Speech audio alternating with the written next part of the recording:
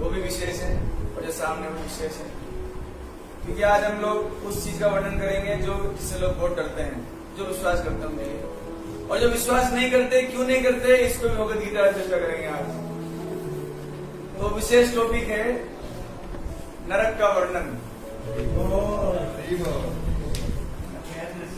इसका वर्णन है। तो आप लोग तैयार है ना सुनने के लिए? हृदय मजबूत कर लीजिए, है ना, अपने लिए और सभी के लिए। कुल ज्यादा नहीं है, 28 तरह के नरक है। कितने? 28। नाम नहीं है उनके। जैसे हमारे इस जगह का नाम क्या है? तलवंडी, है ना, फिर केशवपुरा, जवाहर नगर, वैसे नरकों के भी नाम है।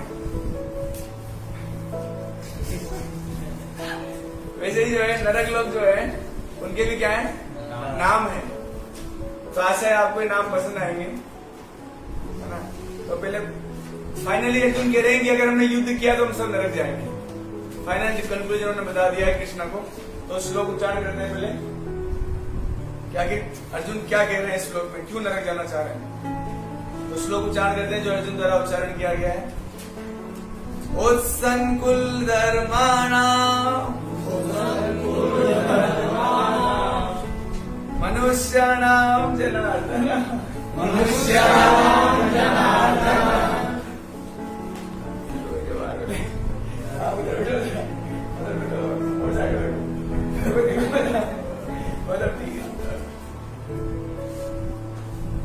नरके नियतं वासः, नरके नियतं वासः, भवतीति अनुशुश्रुमा, भवतीति अनुशुश्रुमा। उत्सनाकुल धर्माणाम्, उत्सनाकुल धर्माणाम्, मनुष्याणाम् जनार्दन, मनुष्याणाम् जनार्दन। नरके नियतं वासः, नरके नियतं वासः, भवतीति अनुशुश्रुमा, भवतीति अनुशुश्रुमा। अनुवाद दोहरा सकते हैं मेरे साथ। कृष्ण जो है, अर्जुन जो है कृष्ण को कहते हैं, हे प्रजापालक श्री कृष्ण, हे प्रजापालक श्री कृष्ण, मैंने गुरु परंपरा से सुना है, मैंने गुरु परंपरा से सुना है कि जो लोग कुल धर्म का विनाश करते हैं, कुल धर्म का विनाश करते हैं, वे सदैव नरक में वास करते हैं, नरक में वास करते हैं। तात्पर्य सुनिएगा क्या कह रहे हैं प्रभुपाद जी। तात्पर्य में विशेष बातें कह रहे हैं। अर्जुन अपने तर्कों को निज ऊपर पर न आधारित करके आचार्य जो से सुन रखा है उस पर आधारित करता है। वास्तविक ज्ञान प्राप्त करने की यही विधि है। नंदपु दीपक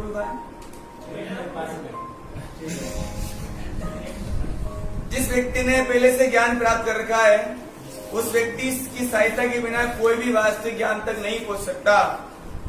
वर्णाश्रम धर्म की एक पद्धति के अनुसार मृत्यु से पूर्व मनुष्य को पाप कर्मों के लिए प्रायश्चित करना होता है।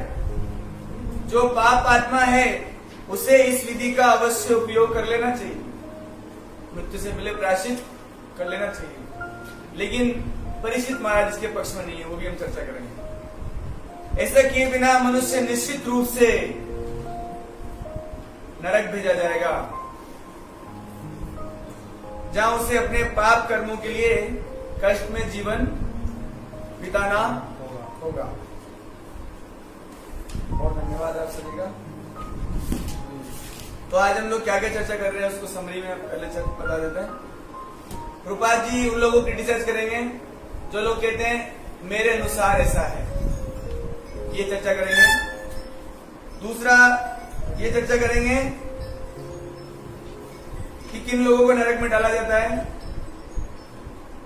और कुछ लोग ये भी चर्चा करेंगे, कुछ लोग नरक के बारे में वर्णन सुनकर भी विश्वास नहीं करते, है ना, नरक का वर्णन सुनकर भी। और कुछ लोग नरक के बारे में विश्वास नहीं करते, तो क्यों नहीं करते हैं इसकी चर्चा होगी, है ना। और कैसे हम अपनी श्रद्धा को शास्त्रों में बढ़ा सकते हैं, क्या प्रोसेस है ना, शास्त्र में विश्वास कैसे बढ़ेगा हमारा, उसको चर्चा करेंगे। इसके अलावा हम चर्चा करेंगे कि अर्जुन यहाँ पर कृष्ण को जनार्दन क्यों कह रहे हैं, है ना। जनार्दन के उच्चारण के बोला जा रहा है अर्जुन के द्वारा। और उसके बारे में बाद में परीक्षित महाराज जी जो है ना, परीक्षित महाराज वो इस पश्चाताप की विधि को भी सही नहीं मानते।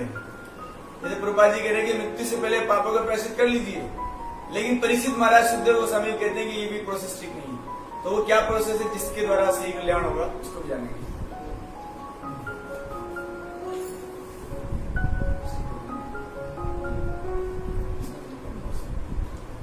ठीक है प्रभु, हम चालू करते हैं। तो प्रभुपाद जी ने इसके ऊपर, इस श्लोक के ऊपर लेक्चर लिया है। उस श्लोक में प्रभुपाद जी कुछ एक बात कहते हैं।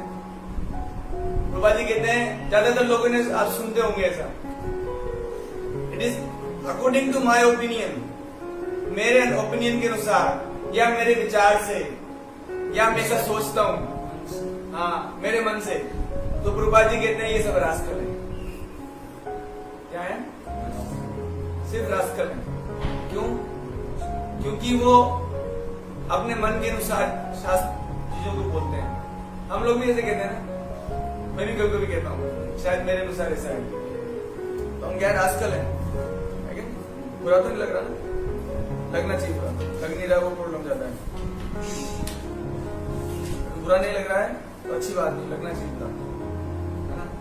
ओके, तो प्रभुपाद जी कह रहे हैं आपको कोई भी बात बोलनी है आप शास्त्र का रेफरेंस दीजिए।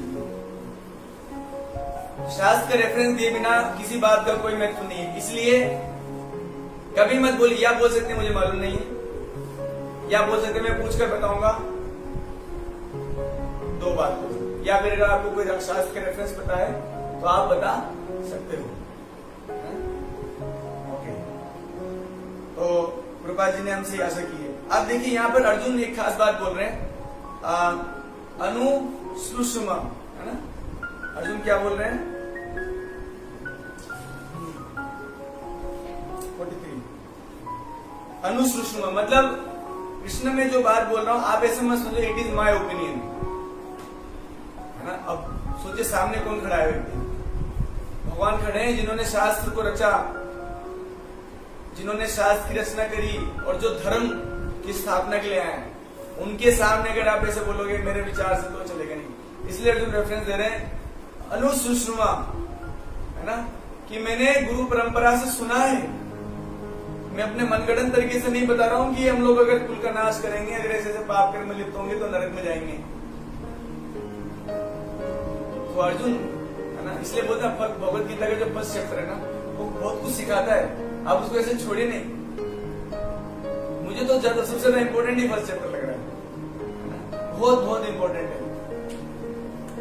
तो अर्जुन से सीखने को मिलता है कि जो भी बोलना है शास्त्र अनुसार बोलना है। ओके, इसे भी पता लगता है कि अर्जुन का एक और गुण है जो शास्त्र अनुसार ही बोलते हैं, जो भगवान के भक्त के अंदर होना चाहिए। हाँ, अब यहाँ पर एक इस श्लोक में एक शब्द आया है, कुल धर्माणाम मनुष्याणाम, कुल धर्माणाम मनुष्याणाम। तो मनुष्यों के लिए कुल धर्म है, और जो मनुष्य नहीं है, यानी कि जो कुल धर्म परंपरा को नहीं मानते, वो क्या है? जानवर है। पशु अच्छा लगता है, पशु जानवर बोलना, पशु तो रेस्पेक्टेड वर्ड लगता है। पशु रेस्पेक्टेड वर्ड लगता है, पशु मतलब कोई अच्छी बात बोल रहा है।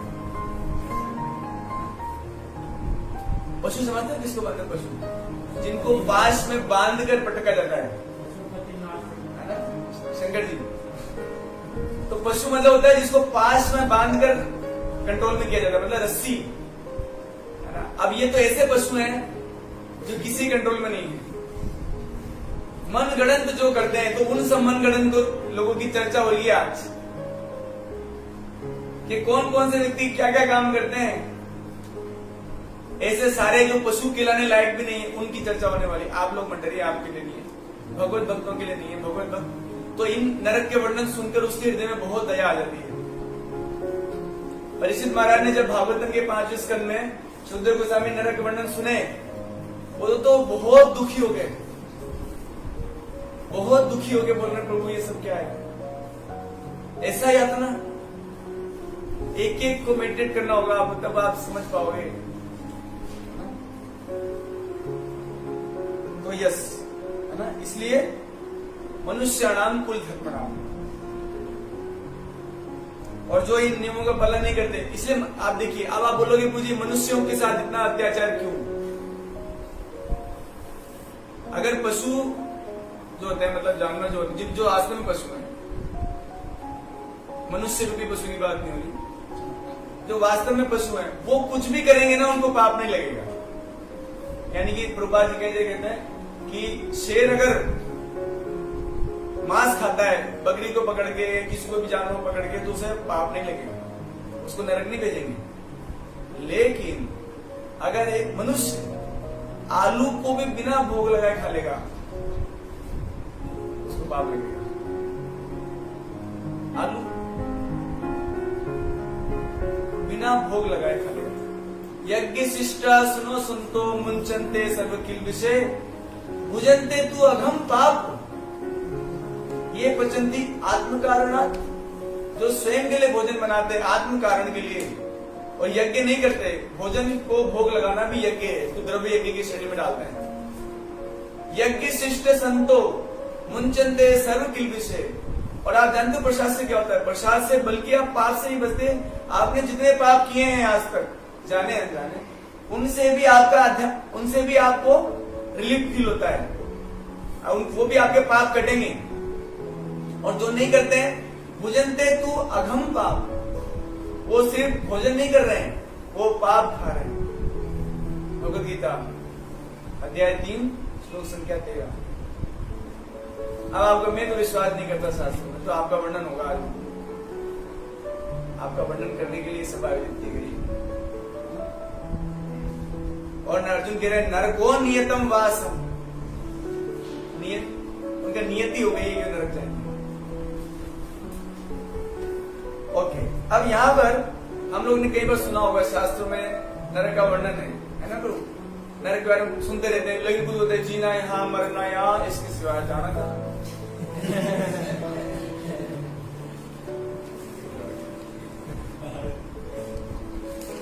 मतलब वो कहना चाहते हैं कि नरक वरक कुछ नहीं होता, ये सब बकवास चीजें हैं, अंधविश्वासी चीजें हैं। ऐसे लोगों को वहां ले जाकर उनका आंखों में शूले घुसाए जाते हैं, उनको वास्तव में अंधा कर दिया जाता है। अंधविश्वास है ना। अभी हम सुनेंगे 2-3 नरक इस तरह के जिसमें ना बड़े बड़े भाले होते हैं, घुसेड़े जाते हैं पेट में, हाथ पूरे सब देखेंगे। और चिंता मत करो, मरोगे नहीं, ये भी वर्णन करेंगे हम, क्योंकि वहां पर शरीर स्पेशल मिलता है। ऐसा ही मार्ग मरता ही नहीं है, उसको चूरा एक जगह तो ऐसे गन्ने में जैसे गन्ने में जैसे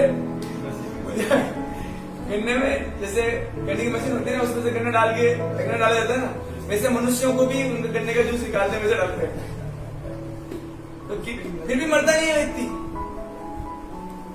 नहीं मरता है। यही है यातना शरीर की खासियत। तो जो लोग कहते हैं नरक नहीं होते, अंधविश्वासी हैं हम लोग, उनको यमदूत लेके जाते हैं। आप भले विश्वास नहीं करें, भागवत में किलोमीटर्स भी बताएंगे कितनी डिस्टेंस पे नरक है। 99,000 योजन इसका डिस्टेंस बताया है। एक योजन में 8 माइल होते हैं। कितने? 8 माइल्स, और 1 mile is equal to 1.5 kilometre. तो एक योजन कितना हुआ किलोमीटर्स में? जल्दी कैलकुलेशन दीपक गुरु।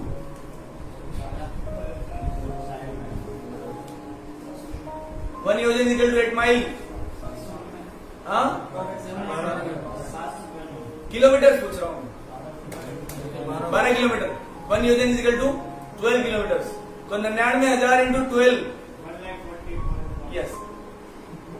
तो हम विश्वास कर लेंगे इनकी बात का, किसी ने कैलकुलेशन नहीं किया।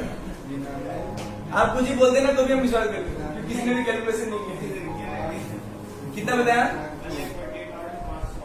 मतलब 1,50,000 किलोमीटर दूर है, 1.5 लाख किलोमीटर दूर है नरक यहाँ से। 1.5 लाख किलोमीटर इतनी डिस्टेंस नरक।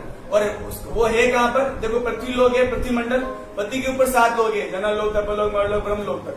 नीचे सुतल, तलातल, पाताल। पाताल के भी नीचे है ना, पाताल में नहीं है, बोलते ना पाताल नहीं, पाताल के नीचे है। पाताल नरक लोग नहीं है। वहां पर तो ओपुलेंस यहाँ से ज्यादा है, आपको पता है। वहां का ऐश्वर्य पृथ्वी के ऐश्वर्य से ज्यादा है।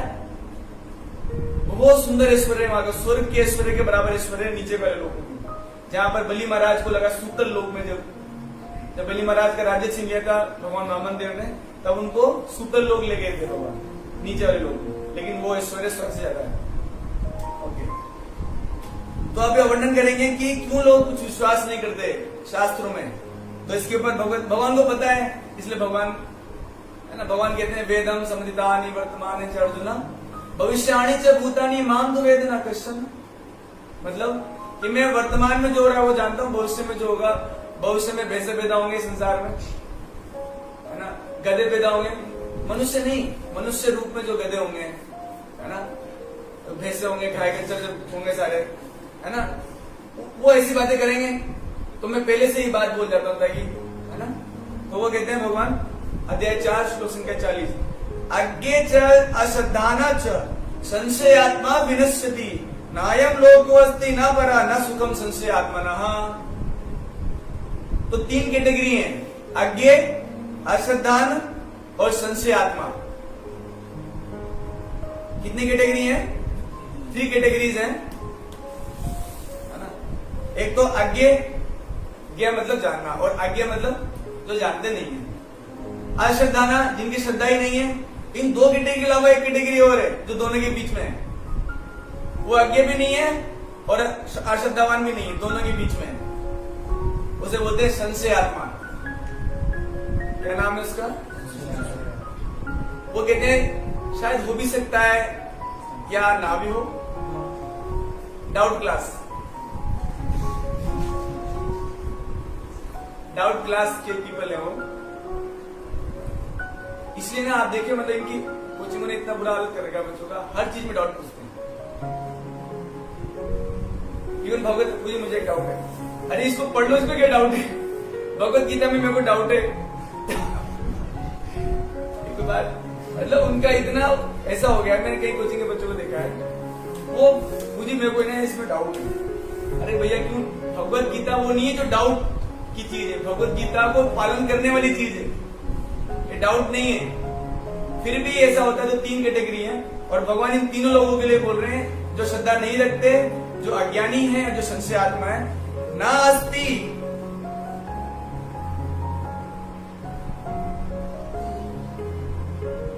ना परा न सुखम, इस लोक में भी कोई सुख नहीं है उनके लिए और परलोक में भी सुख नहीं है। मतलब भगवान कहना चाह रहे हैं कि इस परलोक मतलब नरक लोक, उनके लिए परलोक मतलब नरक ही है, क्योंकि वो शास्त्र में श्रद्धा नहीं करते।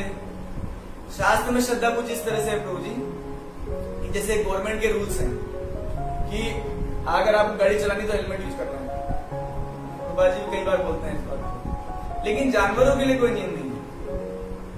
अगर आप एक कुत्ते को, ऐसे मैंने सुना है कि जयपुर में 2 जने बैठे, दोनों को हेलमेट लगाना है, ठीक है। तो मान लीजिए आप बैठे और आपका कुत्ता बैठा है, आजकल लोग कुत्ते ज्यादा प्रेम करते हैं मनुष्य से ज्यादा। तो कुत्ता लेके गए और कुत्ते के हेलमेट नहीं लगाया हुआ है, तो पुलिस वाला कुछ नहीं कहेगा, क्योंकि इट इज नॉन कि जानवरों के लिए नियम नहीं होता। अगर कोई मान लीजिए हमने अगर रेड लाइट को हमने अगर तोड़ दिया तो हमारा चालान हो जाएगा, लेकिन कुत्ते घूमते रहते हैं, उनका चालान देगा कभी आप? तो आप ये समझिए प्रभुपाद जी हमें क्या समझाना चाह रहे हैं। प्रभुपाद जी समझाना चाह रहे हैं कि जानवर बनना है तो नियम पालन मत करो। प्रभुपाद आपकी संस्था में बहुत नियम है, कई बार प्रभुपाद जी से बोलते हैं, तो नियम जो पालन करते हैं वही मनुष्य। इसलिए कहा भी गया है महाभारत, क्या कहा गया है? आहार निद्रा भयमिथुन च सामानन एतत् पशुविनराणाम धर्मो ही तेषाम अधिको विशेषो। धर्म अधिक है मनुष्य के साथ। धर्म मतलब rules regulation given by Lord himself. धर्म वो नियम कायदे हैं जो भगवान द्वारा बनाए गए पालन करने के लिए, है ना। तो धर्म अधिक है मनुष्य को। हाँ, अब ये सोचिए कि चलो ठीक है, हम लोग श्रद्धावान है ना, हम संशय आत्माएं हैं, ऑनेस्ट हार्ट को स्वीकार कर लेना चाहिए हमें। तो उसका क्या है सोल्यूशन? रूपा जी इस श्लोक के तात्पर्य में कुछ चीजें बताते हैं। वो कहते हैं 41 श्लोक में, कि दो कामों से 40 नंबर श्लोक है। 41 में कहते हैं योग संन्यस्त कर्मणाम ज्ञानम सच्छिन्न संशयम। दो काम से योग संन्यस्त कर्मणाम ज्ञान सच्छिन्न संशयम, जो संशय है वो दो काम से खत्म हो जाएंगे।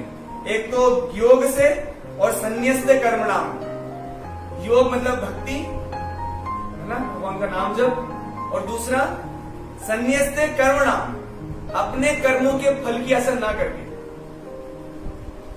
जो भी हम कर्म कर रहे हैं अगर उसकी फल की आशा ना करें, दूसरा और भक्ति करें, हरि नाम जप, तो उस व्यक्ति के लिए भगवान खुद बोल रहे हैं अपने मुंह से सच्छिन्न संशयम, छिन्न भिन्न हो जाएंगे उसके संशय,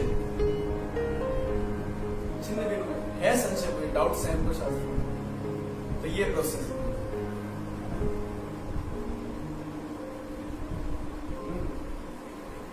और प्रभुपाद जी भी तात्पर्य में लिखते हैं कि श्रद्धा को उत्पन्न करने के लिए भक्ति और महामंत्र का जाप करना चाहिए। आप प्रभुपाद जी तात्पर्य कई बार पढ़ेंगे कि शास्त्र को पालन करने से हमें ज्ञान की प्राप्ति होगी। ज्ञान मतलब जो संशय है वो दूर जाएंगे हमारे। ओके, अच्छा, अब हम चर्चा करेंगे कि आखिर अर्जुन ने भगवान को जनार्दन क्यों कहा, है ना। तो एक आचार्य बताते हैं जन मतलब व्यक्ति और अर्दन मतलब पुकारना, दुखी अवस्था में पुकारना, सुरक्षा के लिए पुकारना, जन अर्दन, सो जनार्दन। तो अर्जुन कह रहे हैं कृष्णा मैं बहुत भयंकर संकट देख रहा हूं इस पूरी मानव जाति पे, अपने कुल पर, और मैं आपको पुकार रहा हूं, मेरी हेल्प करो। भक्त का स्वभाव है जब भी उसको जीवन में प्रॉब्लम होगी, जब भी उसको संकट दिखेगा, परेशानी में होगा, वो सिर्फ और सिर्फ भगवान को पुकारेगा। क्यों? क्योंकि भक्त में अहंकार नहीं होता। जिसके अंदर अहंकार होता है ना वो नहीं पुकार सकता, जिसमें अहंकार नहीं है सिर्फ अहंकार है। तो यहाँ अर्जुन कह रहे हैं कृष्णा आप सहायता कीजिए प्लीज,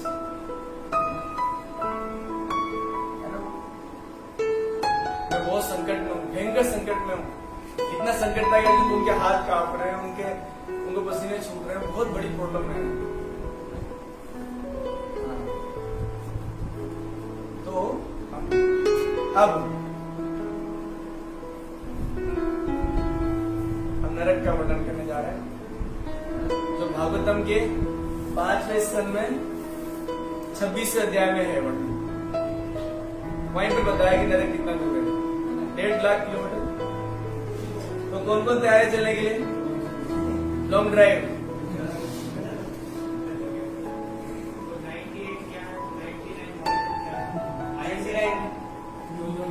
योजन 99 योजन 99,000 योजन 8 माइल, बहुत दूर है। तो सुनना चालू करते हैं पूरी। तो सबसे पहले नरक का नाम है, तो अर्जुन कह रहे हैं कि हम नरक में जाएंगे। तो पहले नरक का नाम है तामिस नरक। क्या नाम है? तो हमारे जो 28 घर है हमारे, इसमें हम लोग जाने वाले हैं। देख लेना हमको कौन से में जाना है, अभी चूज कर लो। तामिस नरक। तो उस नरक में कौन जाते हैं? जो व्यक्ति दूसरे की पत्नी और धन को छीनता है। दूसरे के धन को अगर छीन रहे हैं आप और पत्नी को छीन रहे हैं तो उसे यमदूत रस्सी से बांधकर इस नरक में डालते हैं और उसे भूखा प्यासा रखा और पीटा जाता है। ज्यादा प्रॉब्लम नहीं है ना, ये वाला चूज कर लेते हैं, ये बढ़िया है, ये ज्यादा दिक्कत नहीं है। तामिस नरक ठीक है, सहन कर लेंगे। दूसरा नरक है अंध तामिस।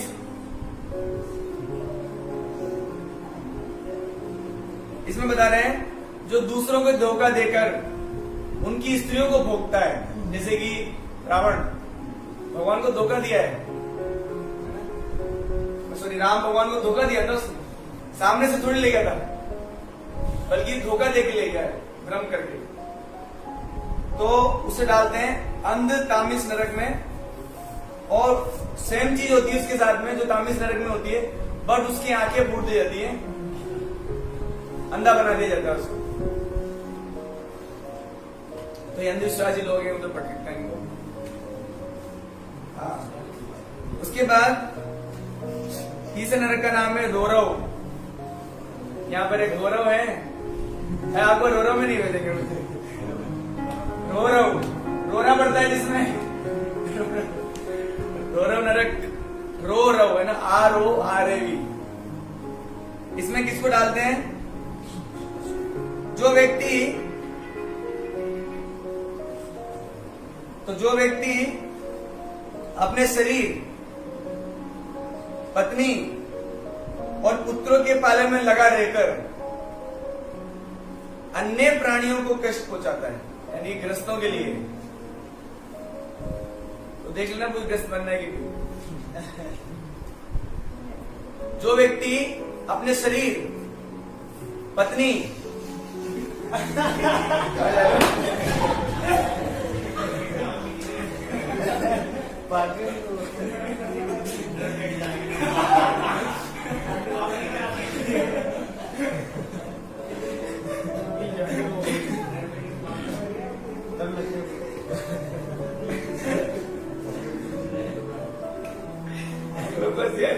अरे बेसर को हम सबको जाना पड़ेगा, हमारे परिवार वालों को जाना पड़ेगा, हमारे दोस्तों को जाना पड़ेगा वहां। ये सोचो,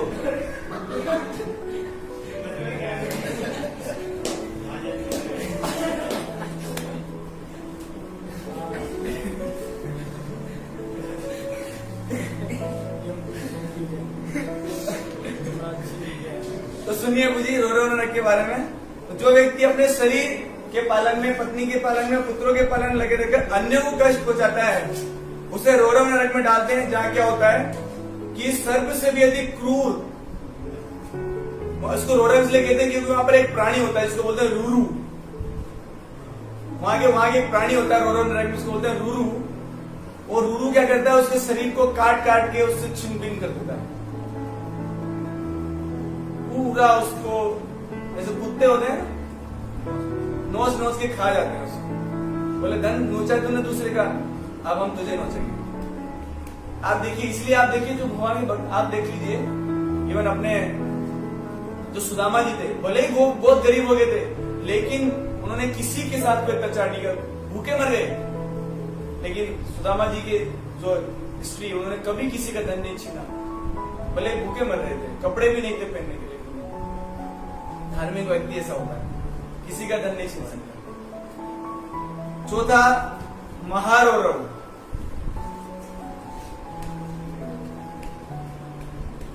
तो वहां पर उस व्यक्ति को डालते हैं जो पत्नी का पालन पोषण तो करता है, लेकिन साथ साथ क्या करता है? वो अपने ही परिवार के लोगों को भी पीड़ा पहुंचाता है। यहाँ तक कि मतलब जो कभी कभी ऐसा देखा, जैसे हमने कल धुंधकारी का नाम सुना था कि धुंधकारी के अपने शरीर को पालन पोषण करने के लिए अपने माता पिता को कष्ट पहुंचा रहा था, अपने परिवारजनों को कष्ट पहुंचाता, तो उसे महारौरव में डालते हैं। और महारौरव में क्या होता है? रूरू से भी भयानक महारूरू प्राणी होता है। मतलब बाइट बड़े बड़े लेता है वो। रूरू तो छोटा बाइट लेता होगा और महारूरू बड़े बड़े बाइट लेता है, मतलब 2 घास में ही पूरा खा जाता होगा,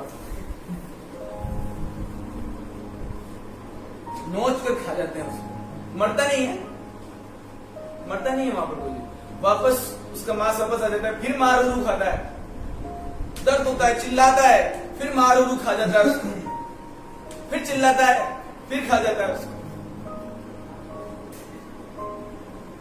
तो ऐसा होता है। उसके बाद है 5वां नंबर नरक, कुंभी पाक। कुंभी पाक में क्या करते हैं? मांसाहारी, सारे मांसाहारी जाएंगे इसमें। जो अपने स्वाद की पूर्ति के लिए निर्दोष जीवित पशु और पक्षियों को भून के खाते हैं, सारे चाइना वाले जाने वाले।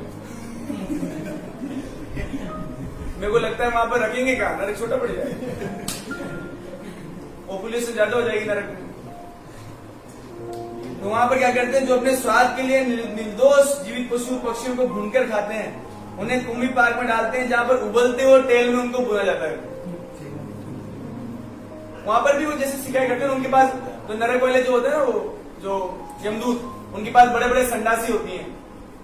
जैसे हम लोग कभी कभी देखा हमने, जैसे हम लोग पुड़ी निकालते हैं तो झारी होती है, तो वहां पर उनके पास बड़ी झारी होती है जिसमें डाला जाता है व्यक्तियों को, और उसमें सेकते हैं। सीखा कि नहीं सीखा? अभी नहीं सीखा, डालो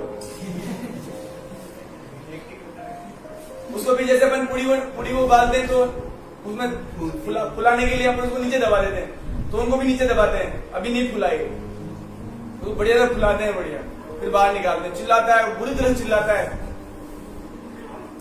आपकी कभी उंगली जली है तेल में?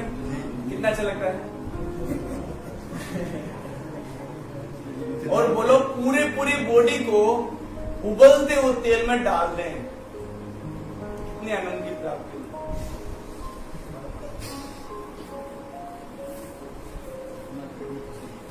आप देख लीजिए, आप क्या क्या होता है। आप देख लीजिए कलयुग के कितने लोग, इसलिए प्रभुपाद जी कहते हैं कि कभी कभी ना, जैसे परिवार लोग हैं ना, जो लड़के भक्ति करते हैं उनका विरोध करते हैं, तो महाराज बोलते हैं पागल है तू, भक्ति करता है। घर वाले से बोल रहे हैं उसको, महाराज एक्टिंग करके बता रहे, तू भक्ति करता है, तेरा दिमाग तो ठिकाना है। अरे हम सभी का कंफर्म टिकट है नरक में, तू नरक में नहीं चलेगा हमारे साथ। वेटिंग में टिकट नहीं, कंफर्म टिकट है हम सभी का, और तू अकेला यहां पर स्वर्ग प्राप्ति के लिए प्रयास कर रहा है, बड़ा स्वार्थी है तू। नहीं, पुत्र का परिभाषा ही वही है जो अपने पूर्वजों को ऐसे भयानक नरकों से उद्धार करते हैं। उसके बाद छठा नरक कालसूत्र। कालसूत्र में जो ब्राह्मण की हत्या करता है, ब्रह्म हत्या, हमारे कोई ब्रह्म नहीं है, तुलसी मारने की परिक्रमा कर लेते हैं लोग। यानी कहानी चापा पानी ब्रह्म हत्या आदि कहानी च, ब्राह्मण की हत्या करने वाला पाप भी धुल जाता है। वाह, तो काम बन गया। नहीं, आप ये सोच के परिक्रमा करोगे तभी नरक में ले जाएंगे आप। ये भी वर्णन है कि बोले एक परिक्रमा कर लिए, एक ब्राह्मण को निपटावा।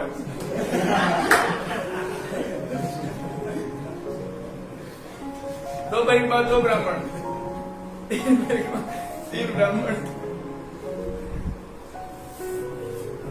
नहीं, जो जानबूझ के पाप करते सोचते हैं ऐसे करने से नरक से बच जाते, उनको भी बोलते हैं टीएनसी अप्लाइड। टीएनसी अप्लाइड है यहाँ पर, टर्म्स कंडीशन। और ये नरक देखो कैसा होता है, इसकी साइज बताइए, इसका साइज बताया, डायमीटर बताया नरक का। 80,000 मील का होता है ये, 80,000 माइल्स, 1.5, 1020। ठीक है, 80,000 माइल्स का होता है। और इसमें होता है क्या, तांबे का होता है ये पूरा। किसका होता है? मुझे वो ये कुछ चला लो, लाइट बंद, एक टॉर्च जला लो, आप मोबाइल चला लो। नहीं, लाइट चली जाएगी तो एक टॉर्च। हाँ, तो तांबे का होता है पूरा का पूरा, और ऊपर से क्या होता है, सूरज की गर्मी उस तांबे के पूरा का पूरा मैदान है, मान ले फुटबॉल स्टेडियम होता है ना जैसा, 80,000 किलोमीटर का डायमीटर के हिसाब से।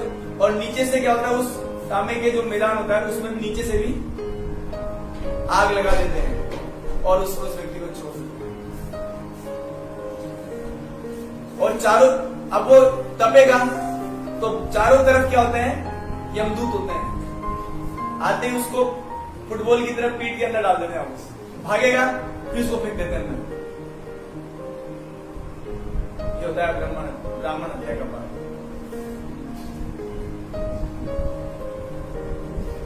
हाँ, फिर इसके बाद है असीत पत्र वन। क्या नाम है? असीत पत्र, पत्र मतलब पत्ते, असीत मतलब क्या है, कांटों को बोलते हैं। तो इनको वहां 7 नंबर नरक इनको लेके जाते हैं जो धर्म के सिद्धांत को छोड़ता है बिना किसी कारण के। धर्म के सिद्धांत तो बहुत सारे, बिना किसी कारण के छोड़ता है, उसे असीत पत्र में ले जाते हैं। वहां पर कुछ पक्षी होते हैं तीखी चोंच वाले, भयंकर, और वो क्या करते हैं, उसको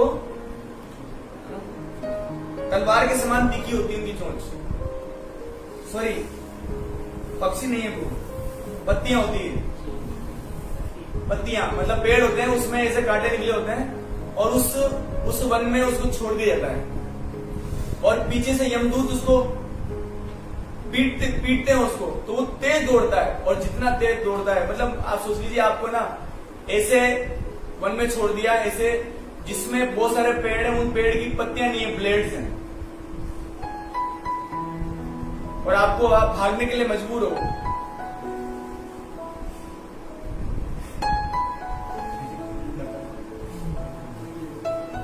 लेकिन ये मनुष्य के लिए, आप चिंता मत करो, अगली साल भगवान बोलो और मनुष्य मत बनाओ, जानवर बना दो। जानवरों में कोई दिक्कत नहीं, मनुष्यों में है बस। उसके बाद शुकरमुख नरक, शुकरमुख, वहां किसको ले जाते हैं? हाँ, ये वही वाला गन्ने की मशीन वाला। यहाँ पर राज्य का जो अधिकारी निर्दोष व्यक्ति है, ब्राह्मण को शारीरिक दंड देता है। राज्य का कोई अधिकारी, इसका मतलब जज लोग भी इसमें शामिल है, जज है ना, जजमेंट बनना, लोग तैयारी करते हैं जज बनने की, क्योंकि आप लोग को पैसा सुनाना पड़ेगा।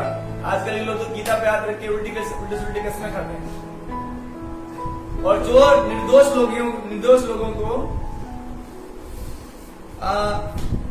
ब्राह्मण को शारीरिक दंड देता है, उसे शुकरमुख नरक में ले जाते हैं, जहां पर गन्ने के समान उसे चलते हैं, गन्ने के समान।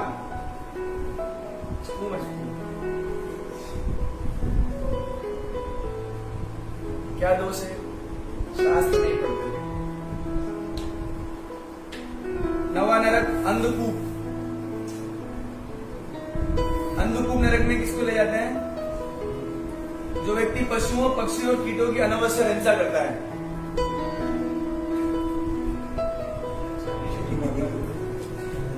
तैयार हो जाओ मच्छर मारने वालों। देखो मच्छरों ने आपको क्या बिगाड़ा? उनके तो आप फूड हो, उनके तो आप भोजन हो। तो बता रहे हैं आजकल तो पता नहीं क्या रेगिट आ गए हैं मच्छर मारने के, इलेक्ट्रिकल रेगेट है, उनसे लोग मच्छर मारते हैं, तो उनके लिए नरक है। सुनिए इसके बारे में।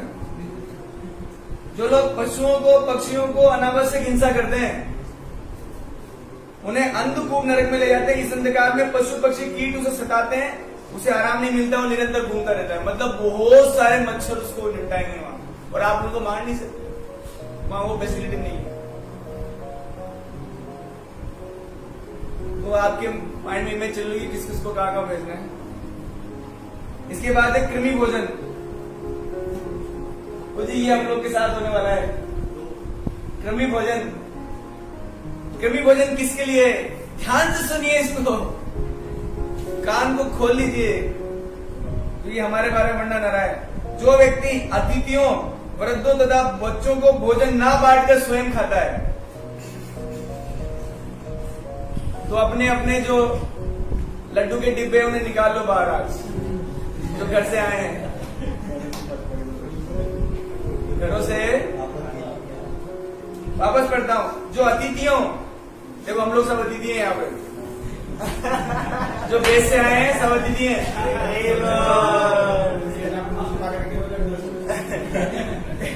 तो यहाँ वर्णन है, जो अतिथियों, वृद्धों और बच्चों को भोजन न बांटकर स्वयं खाता है, उसे कृमि भोजन में डालते हैं। और ये कृमि भोजन नरक में क्या होता है? 8 लाख माइल के विस्तार का एक कुंड होता है, जिसमें कीचड़ भरा होता है, और उस कीचड़ में कीड़े होते हैं बहुत सारे, और वो कीड़े उसको निरंतर खाते रहते हैं। ये तो ज्यादा हो गया ना। तो आज ये सारे लड्डू रिलीज कर दीजिए आप लोग। हाँ सभी है। इसमें क्या लिख रहा है?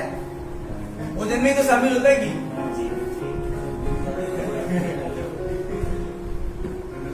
कितना किलोमीटर का होता है वो? 8 लाख माइल, मतलब वो सारे लोग को डाला सकता है एक साथ। 8 लाख माइल बहुत ज्यादा है वो, किलोमीटर, बहुत बड़ा कुंड है। आगे 11वें नरक का नाम है संदर्श नरक। यहाँ पर क्या है, जो दूसरों का धन छीनते हैं, रत्न छीनते हैं, उन्हें संदर्श नरक में ले जाते हैं। ओहो, जहां पर लोहे और संदासी से के गर्म पिंडों से, है ना, व्यक्तियों की चमड़ी उधेड़ी जाती है।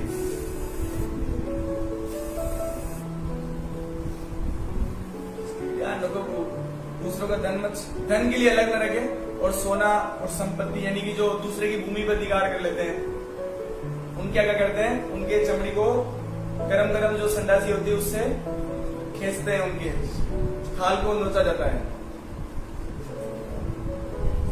कई लोगों ने फोन काट दिए सुन के। संदर्श नरक। इसके बाद 12वां नरक है तप्त सुरमी। तप्त सुरमी नरक में क्या करते हैं, हाँ, ये कलयुग के लोगों के लिए वर्णन है। तप्त सुरमी में क्या करते हैं, तप्त यानी कि तपता हुआ, सुरमी मतलब कोई ऐसा कुछ मतलब बॉडी होता है। तो जो लोग विवाह के अतिरिक्त, समझ गए होंगे आप लोग, विवाह के अलावा कोई स्त्री अगर पर पुरुष से संभोग करे और पुरुष पर स्त्री से संभोग करे, तो उनको वहां पर क्या करते हैं, वहां पर उस नरक में क्या होता है, लोहे की एक मूर्ति होती है, उनसे उनको उसका टेम्परेचर 1200 डिग्री ज्यादा होता होगा, उस पे आपको चिपकाया जाता है। लोग बहुत शौक है,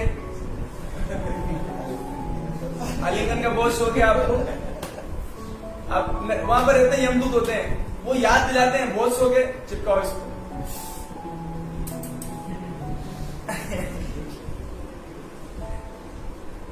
और प्रभुपाद जी ने कम से कम हमें बचा लिया, प्रभुपाद जी ने हमको बचा लिया अपने संस्था में नियम डाल के, नो इलिसिट सेक्स, है ना। तो नाम याद करना नरक का, तप्त सुरमी। इसके बाद जो इससे भी नीचे गिर गए हैं, मुझे बोलने में भी शर्म आ रहा है लेकिन बोलना पड़ेगा क्योंकि लिखा है ऐसा। व्रजकंटक शाल नाम में बड़ा है, व्रजकंटक शाल मली नरक। जो लोग पशुओं के साथ व्यभिचार करते हैं, पशुओं के साथ जो व्यभिचार करते हैं, सेक्स लाइफ को बिताते हैं पशुओं के साथ, उनको यहाँ ले जाते हैं। और इस नरक में क्या होता है, व्रज के समान, हाँ, एक बहुत उसके एक पेड़ होता है, वो पेड़ का नाम दिया सेमल।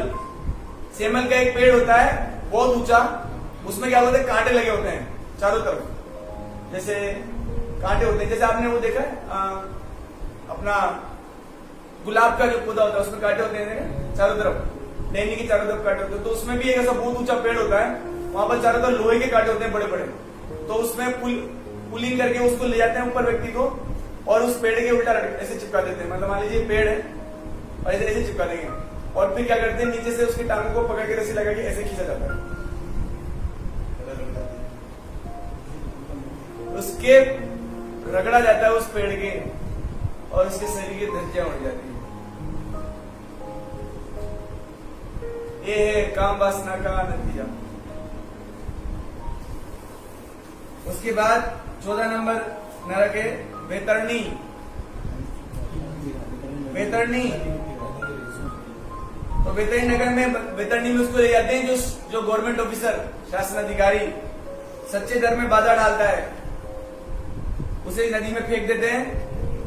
वैतरणी मतलब एक नदी है ना, उसमें डाल देते हैं। वहां पर क्या क्या होता है, सुगंधित चंदन, है ना, गुलाब की पंखुड़ियां, सब होता है वहां पर ना।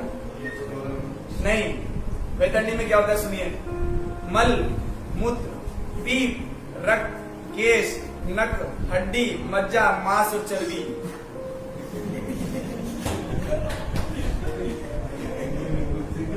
तो गवर्नमेंट ऑफिसर मत बनो, सब लोगों को गवर्नमेंट जॉब में लगना है। यहाँ बोल रहे हैं जो गवर्नमेंट ऑफिसर ऐसा करता है उसको इस नरक में डाल देते हैं वेतरनी में। इसमें साइज नहीं बताई। उसके बाद पियोद नरक। कौन सा नरक है? पियोद, यानी कि वेश्यावृत्ति करने वालों को इसमें डालते हैं। और इसमें भी, इस नरक में भी मल, पीप, श्लेष्मा, लार अन्य वस्तुओं से भरा, अन्य जानवर वस्तुओं से भरा होता है और इसको ये सारी चीजें खानी पड़ती है। उसके बाद जो पशुओं की हत्या करता है उसे प्राणरोध नामक नरक में डालते हैं। जिस प्रकार पशुओं की उसने हत्या की थी, पशु भी उसकी हत्या करते हैं वहां। उसके बाद है वेश्यसन नामक नरक। उसमें उसको डालते हैं जो व्यक्ति पशुओं की हत्या करता है पूजा का दिखावा करके, मतलब बलि प्रथा, बलि चढ़ाते ना, मैं तो धर्म का पालन कर रहा हूं शास्त्र अनुसार, तो उसको ले जाते हैं शास्त्र अनुसार नरक में। उसका नाम है वेश्यसन नरक। हाँ, तो वहां पर उसका वध कर दिया जाता है। उसके बाद लाला बख्श, ये एक नरक है। मुझे मैं इसमें बहुत कुछ उल्टा सुल्टा मतलब ऐसा है जिसको मैं वर्णन नहीं कर सकता। आप मुझसे पर्सनली बात कर लीजिएगा या आप पढ़ लीजिएगा। लाला बख्श नहीं, मुझे ये थोड़ा अजीब सा है। ओके, 19 नंबर में सार मेदा नमक नरक है। इसमें किसको डालते हैं? जो दूसरों घर में आग लगाते हैं और जो विष देते हैं, जो दूसरों को विष दे देते हैं और आग लगाते हैं दूसरों घरों में, उन्हें इस नरक में डालते हैं। ओ, यहाँ पर कुत्तों के नाम, कुत्ते की नंबरिंग बताइए। कुत्ते होते हैं वहां पर 720 कुत्ते होते हैं, पूरा लिखा हुआ। नहीं पढ़ लीजिए आप। नहीं, पूरे टोटल मिला के 720 कुत्ते होते हैं। और उसके दांत जो होते हैं ना कुत्तों के, वो वृक्ष के समान होते हैं। कुत्तों के जो दांत होते हैं वो लोहे के नहीं बने होते, वृक्ष के बने होते हैं। यानी कि वो चमड़ी को उधेड़ेगा तो उधेड़ ही लेगा, मतलब अनफेलियर, वो अपने बाइट में फेलियर नहीं होगा, वो चमड़ी को निकाल के छूटेगा वो, है ना। यहाँ पर किसको डालते हैं? जो दूसरों घर में आग लगाते थे या विष देते हैं। उसके बाद है अविचीमत नरक। इसमें क्या होता है? किसको डालते हैं इसमें? जो व्यापार में, दान में, ओहो, जो व्यापार में और दान में हमेशा झूठ बोलते हैं।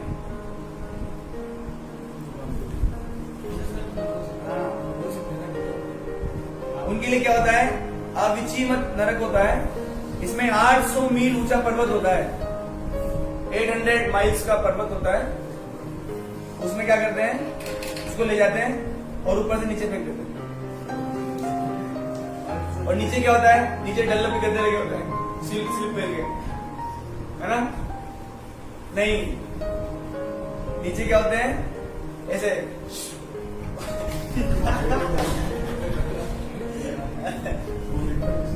तिकोने फटे, तिकोने वाले ब्रज समान, उस पर फेंकते हैं। इसका पूरा चमड़ा उखड़ जाता है। बचेगा क्या? 800 माइल ऊंचा पर्वत है यार। नहीं, मरता नहीं है वो। नरक में खाते थे, कोई नहीं मरता। वो मृत्यु लोग नहीं है ना, मृत्यु लोग से भी है, वहां मृत्यु नहीं होती ब्रो, है ना, अमृतम लोग है वो। फिर जब वो नरक में सारी यात्राएं भोग लेता है वापस आता है। आगे शार कर्दम नामक नरक। यहां पर किसको ले जाते हैं? जो व्यक्ति नीच होकर भी अपने से जन्म, तप, शिक्षा, आचरण या आश्रम से ऊंचे व्यक्तियों का घमंड के कारण सम्मान नहीं करता। कितने हो गए हम लोग? कितने में जाने वाले? ये दो, तीन हो गए। सब अपनी काउंटिंग कर रहे हो कि नहीं? वापस पढ़ता हूँ। सार कर्दम नमक में ले जाते हैं जिनको, जो नीच होकर भी अपने से जिनका जन्म ऊंचा है, यानी कि अगर क्षत्रिय है और ब्राह्मण का सम्मान नहीं करता उसको ले जाया जाता है। जो शूद्र है फिर भी ब्राह्मणों का, क्षत्रियों का जन्म अनुसार सम्मान नहीं करता। दूसरा, जो शिक्षा, जो ज्यादा तपस्या करने वाले हैं उनका सम्मान नहीं करता। अच्छे आचरण वालों का सम्मान नहीं करता। और आश्रम में उच्च व्यक्ति, आश्रम में जैसे सन्यासी आश्रम सबसे ऊंचा है, ब्राह्मण मतलब गृहस्थ वानप्रस्थ में से सन्यास आश्रम ऊंचा है, उनका सम्मान नहीं करता, वहां पर ले जाते हैं शार कर्दम नामक नरक में। हाँ, और वहां पर क्या करते हैं, सिर के बल नीचे फेंका जाता है, क्योंकि नीचे ना फिर भी सम्मान नहीं कर रहा है तो उसको सिर के बल नीचे फेंकते हैं। उसके बाद रक्षोगण भोजन नामक नरक, उसमें जो लोग काली को बलि चढ़ाते हैं उनको ले जाते हैं, है ना। और वहां पे जो राक्षस होते हैं वो मांस काट काट के खूब खाते हैं, क्योंकि ये लोग क्या करते हैं, मांस काली माँ का बहाना लेके मांस खाते हैं, है ना। तो वहां पर उस नरक में ले जाते हैं। शूल का नाम था रक्षोगण भोजन नरक, वहां पर उसको खाते हैं। उसके बाद है शूल क्रोध नामक नरक, वहां पर जो पशु और पक्षियों को धोखे में फंसाकर उन्हें पीड़ा देकर सुख प्राप्त करते हैं। जैसे चूहे को बांध रखा है आपने और उसको छोड़ के नहीं आ रहे हो आप,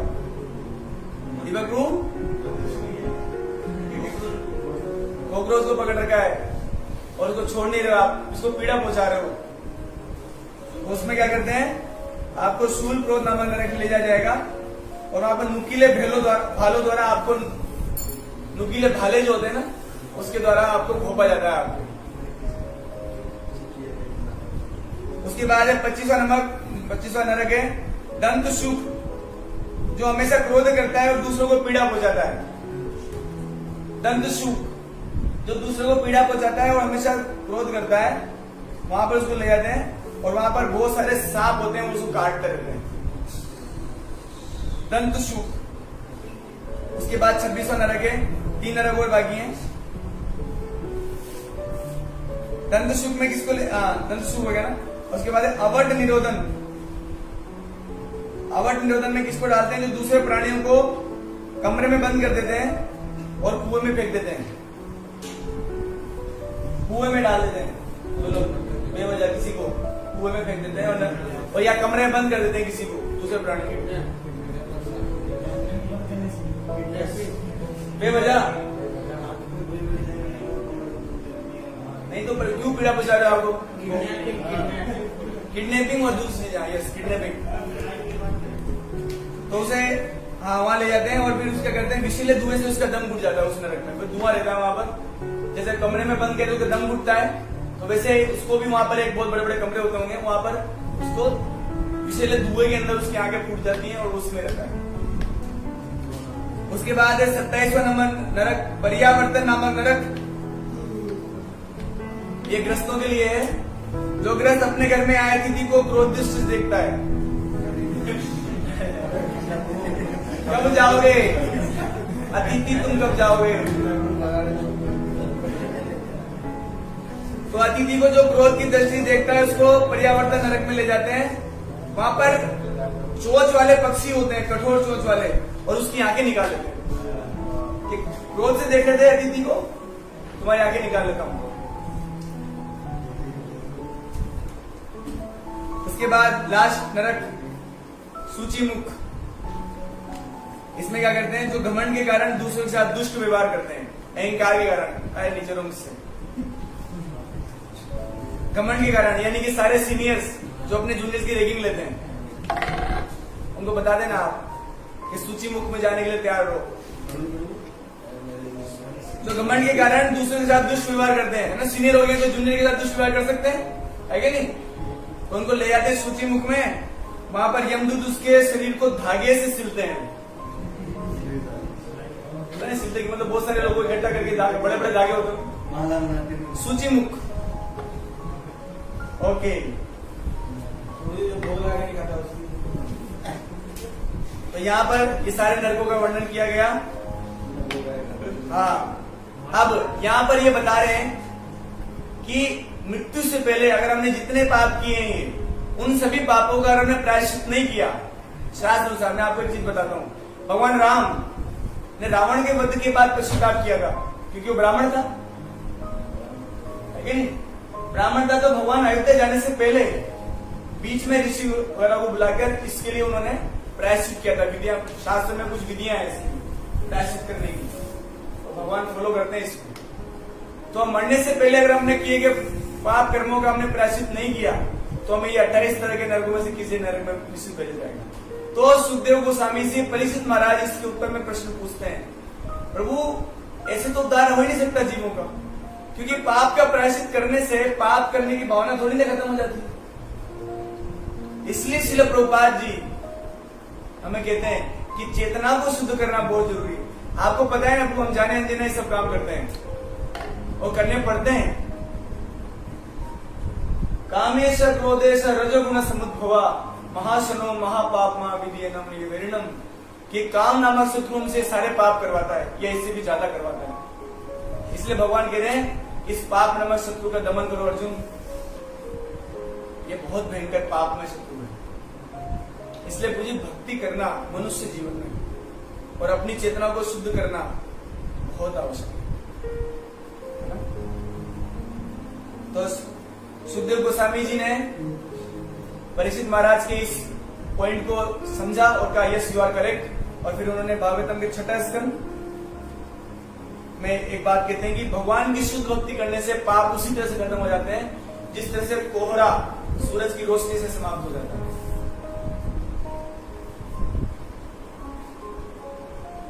तो आशा है आपने ध्यान पूर्वक सब सुना होगा, है ना। तो अब एक चीज आपको बताता हूँ, आप अपने परिवार वालों सबको प्रेम करते हो,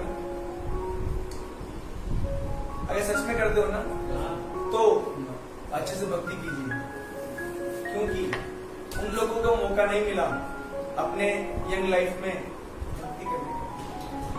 उन्होंने हम लोग को पालन पोषण करने के लिए कई बार मेरे पिताजी उन्होंने हम लोग को पालन पोषण करने के लिए भक्ति का अभ्यास नहीं किया, उनके पास टाइम था।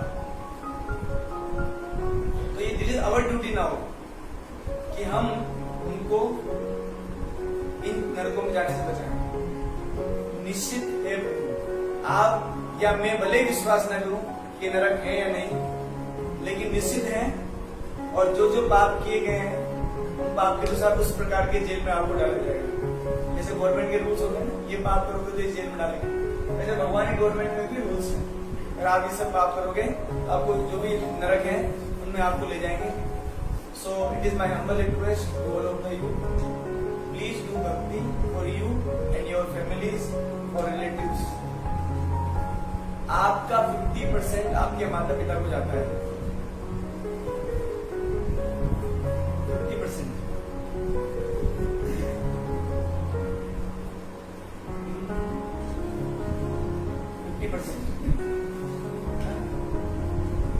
इसलिए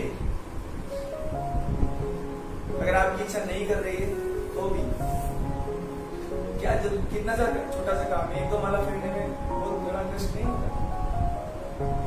अगर ये सुनकर भी हमारा हृदय है ना तड़प नहीं रहा है तो हमारा हृदय पत्थर है ना, उसमें कोई दया नहीं है खुद के लिए भी और दूसरों के लिए। और फिर नरक के बाद भी है मसूदी की उनको मनुष्य जीवन मिलेगा, उनको सुअर कुत्ता ये सब बनाया जाता है। अगर आपके कोई छोटा, मान लीजिए मेरा छोटा भाई है और मुझे पता है कि वो इस तरह से सुअर की योनि में जाने लगा, तो आई शुड बी, आप उनके भले के लिए सोचते होगे नहीं क्या उसका जीवन सुख में रहे, परिवार वालों का जीवन सुख में रहे। लेकिन सिर्फ आप लोग सिर्फ यही चाहते हो कि 30-40 साल तक वो सुख में रहे या हमेशा खुश रहे। आप क्या चाहते हो? हमेशा खुश रहे ना। तो इसके लिए आप लोगों को भक्ति करना बहुत जरूरी है, क्योंकि आगे जाके कैसे न कैसे करके आप कोई ना कोई जॉब पकड़ोगे। और ऐसा होता है कि जब जॉब पकड़ने के, ऐसे कई बार बच्चे बोलते हैं प्रभु जी हम एक बार जॉब लग जाए उसके बाद मम्मी पापा हमारी बात मानेंगे। अभी तो नहीं मानेंगे क्योंकि हम कुछ भी नहीं होंगे, लेकिन जब हम जॉब लग जाते हैं तो इसलिए अभी से भक्ति का अभ्यास कीजिए, ताकि जब आपके पास कोई नहीं हो, आसपास भक्तों का संग ना हो, तब भी आप भक्ति कर सको। तो थोड़ी दया रखिए अपने हृदय में और ये भक्ति का अभ्यास कीजिए, कर्तव्य। और निश्चित रूप से ये जो नरक है वो है, डाउट हो सकता है हमको, लेकिन यमदूतों को कोई डाउट नहीं है। और हरिनाम से हुआ है कुछ उद्धार। जब परीक्षित महाराज को ये बताया गया तो परीक्षित महाराज ने पूछा, ऐसा कोई उदाहरण है क्या कि पाप करने से, मतलब ऐसा कोई उदाहरण है आपके पास कि पाप को भक्ति करने से नाश हो गया? कि है अजामिल, उसने पूरे जीवन पाप, ये जो 28 पढ़े ना उसने पूरे किए हैं। वेश्याओं के साथ भी संग किया है, सारे दूसरों का धन भी लूटा है, दूसरों का ब्राह्मण होकर भी अलग गलत काम किए हैं।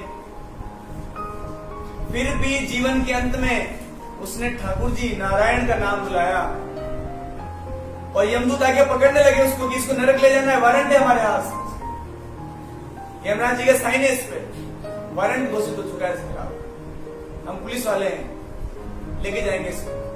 तो उधर विष्णुदूत आगे नारायण का नाम सुन गए कि माय डियर फ्रेंड्स, आप जाके बही खाता चेक कीजिए, एक भी पाप इसके अकाउंट में लिखा हुआ नहीं है। इसने नारायण का नाम लिया है, इसके बही खाता में कोई नरक नहीं है, कोई पाप नहीं है, अकाउंट जीरो हो चुका है इसका।